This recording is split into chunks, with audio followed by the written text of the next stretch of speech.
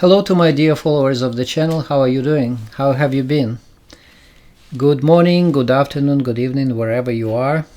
Just wanted to express my appreciation to all of you for your likes, for your comments, and decided to talk to you today about records, about my hobby, and the content of this video will be slightly different from the one that you see usually. So I normally post the Canadian and American British music of the classic rock from 1960s, 1970s. This is my favorite music. I have lots of records, but I just wanted to show you something very interesting and unusual today. That's something that you have never seen before. So I have lots of Russian records because I have a Russian background. You just have to explain a little bit more. When I created this channel, I wanted to show you all of my old records and play them for you. But because Russia unleashed the war in 2022, I decided to postpone any of the posts until the war is over. And I didn't want to promote any of the Russianness and Russian content on my channel. That was the decision, and I think it was the right decision.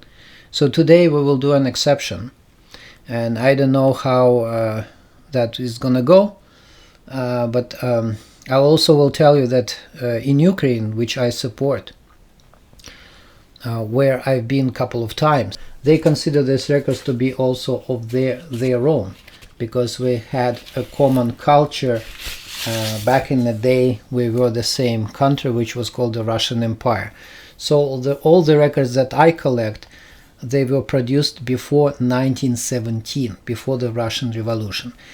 These records are not modern though, they are 100 years old and more records, like this one.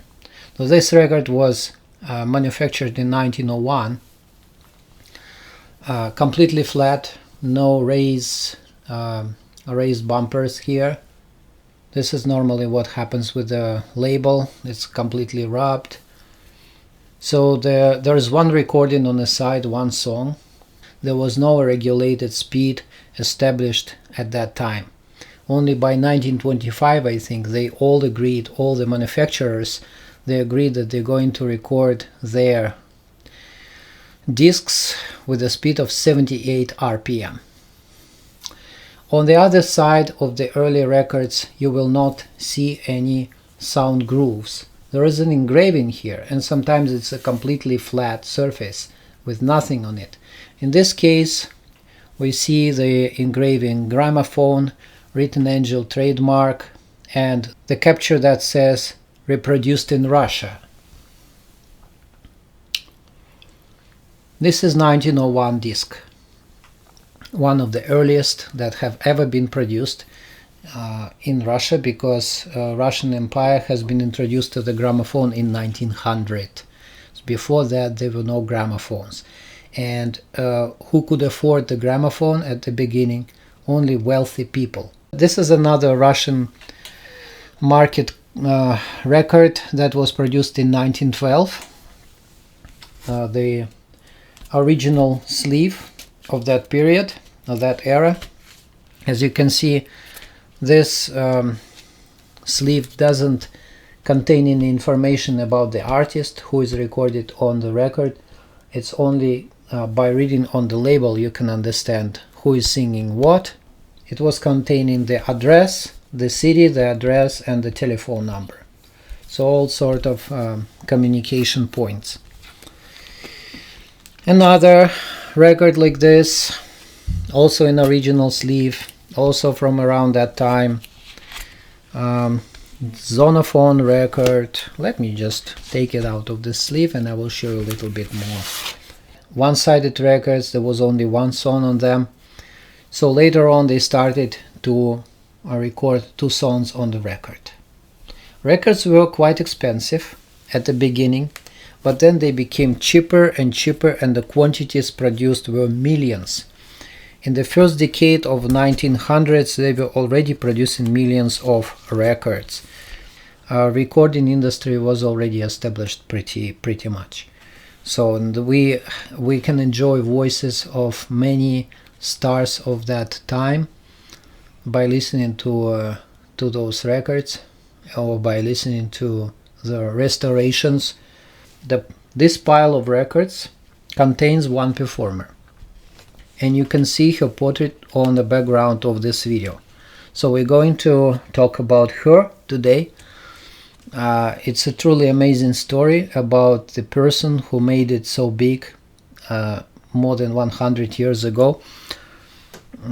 She was the big star. Okay, in this photo she is in a circle of her friends. Guess who is she? So her name was Anastasia Vyaltseva. She was born in 1871 in Russian Empire in one of the villages of the Bryansk region. When she was 8 years old, she moved with her family to Kiev. I mean, her mother and she and another 2 kids, they all moved to Kiev. She had to work from her early age. As a child, she began to wash floors in a sewing workshop. Then she got a job as a maid in a hotel. And from the very early years, she was singing songs she could hear on streets. Of course, her passion probably started when she was living in the village, because in all the villages of that time, people used to sing a lot, mostly the folk songs. At that time, one of the stars of the operetta, Serafima Belskaya, stayed in the hotel. Hearing the singing of the girl who was cleaning her room, she was amazed by her talent, and she made everything possible to take her to the theater. At the age of 16, she became a statist. A statist is the person who was in the crowd on the stage. No roles were delegated to her at that time, so she was just one of the crowd to support the performance in operetta. But then there was a short moment when she was allowed to sing a song alone on the stage. So for the first time she went on stage alone in front of the crowd, and she began to sing. The audience was so admired by this performance. She not only knew how to behave on stage, she felt the words of the song. She felt the melody. She was mastering each song, and she had a feel for each song. After a number of successful performances, she was invited to Moscow, where she performed in the operetta troupe of the Aquarium Theater. It was a very prestigious place, so she started singing there. In 1897, when she was already 26-year-old, Vyaltseva received an invitation to the operetta troupe of the Moscow Hermitage Center. It was even more prestigious place to sing. Her first solo concert took place in that theater, which immediately caused an unprecedented stir in pop circles and determined her entire future career as a performer in the genre of gypsy romance. I cannot explain the genre to my American or Canadian fellows, because this type of music was not performed here in America. But it was very well known in Europe, especially in the Eastern Europe. And I'll tell you that she was not only the performer, she was the businesswoman in that sense, because she was organizing concerts on her own. She had her own accounting book. She was able to organize the concert and to get someone from another city to meet her in the train station, to reserve the hotel, to reserve the room where she will be performing, to sell tickets to the crowd, so all that. And she was very talented in practically everything. At that time she found the person who was helping her with her concerts, because she never performed with orchestra. Her voice was not that strong. Her voice was not an opera type strong voice. She needed just a piano to accompany her, so she found that brilliant accompanist who was helping her with all the performances. His name was Alexei Taskin. During her entire career, she only had him to accompany her. So they both were feeling each other on the stage, which was very important. So they started to tour around Russia. But one very important event happened in life of already famous Anastasia Vyaltseva. When gramophone was invented, that was sort of the first mass media promoting tool was invented, because your voice could be heard now not only in 2 cities of the entire country, but in each and every corner of it. 2 representatives of the gramophone typewriter and sister companies came to St. Petersburg and organized the temporary recording studio in one of the hotels, and Vyaltseva was invited, and she sang several songs that were recorded in the early of 1901. Not every voice was recorded well on a gramophone records, because all these recordings had lots of technical limitations in terms of the frequency range, but Vyaltseva voice was recorded pretty well. And her records started being very popular pretty soon. There were many other sessions for other companies. Columbia Gramophone, Zonophone company also came to Russia. They also recorded her voice. She also recorded her performances in 1903, 1905, 1909. There were more and more records. So basically it was the gramophone that made Vyaltseva a pop star.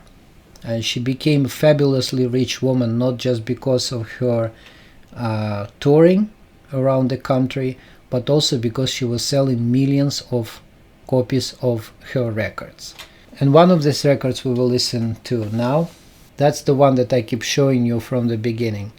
So this is one of her first records, recorded in 1901, with exactly that song that I told you that made her famous on the theater stage when she was just 20-something years old.